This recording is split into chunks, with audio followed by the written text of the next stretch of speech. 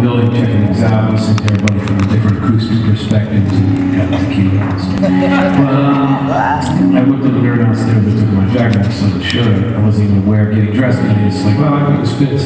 And they said this was the Writers by the Sea. Is that okay? So we're near the border somewhere. I just got off a parkway or something. But I'm from New York City, and I talk like this, folk in New York. And I guess the equivalent to Asbury Park or the beach or the shore for us is Coney Island. So that's funny.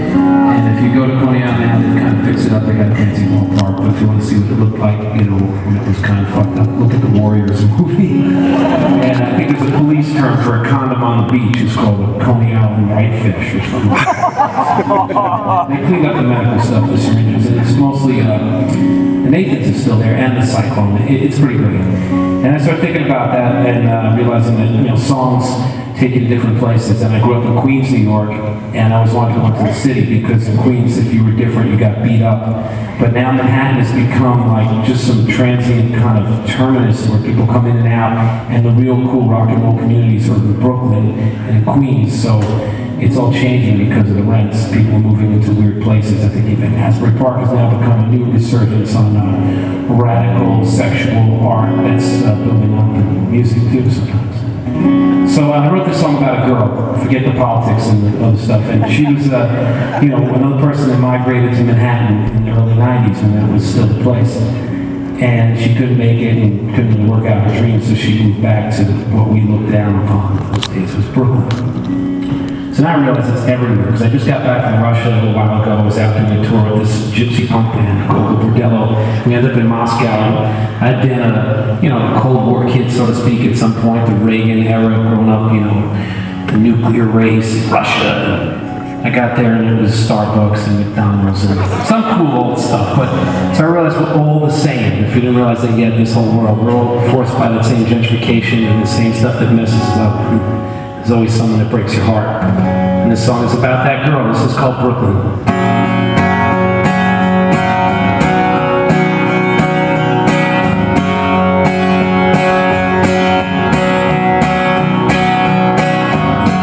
The last car on the line. I guess you're back on time.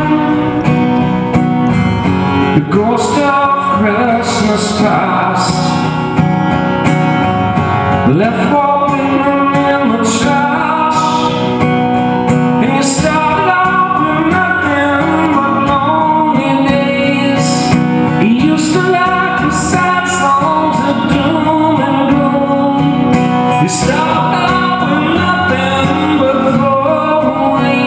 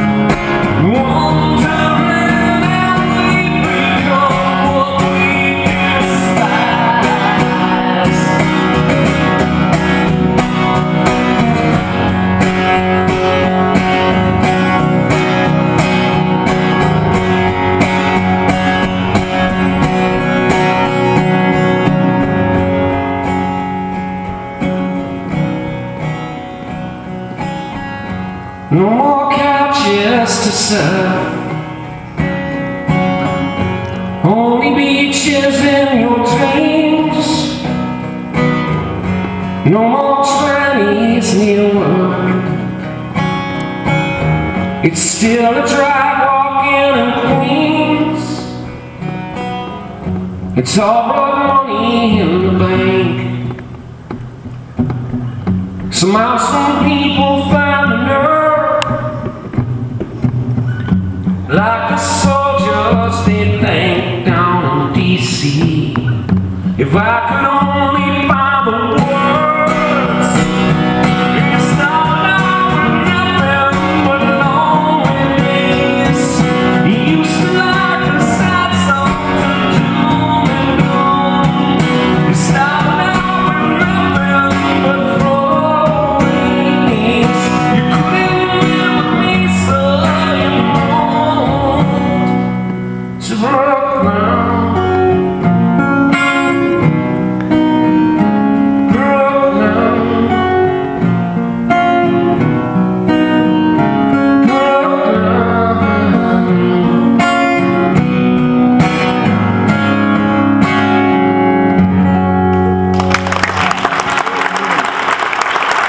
Christine.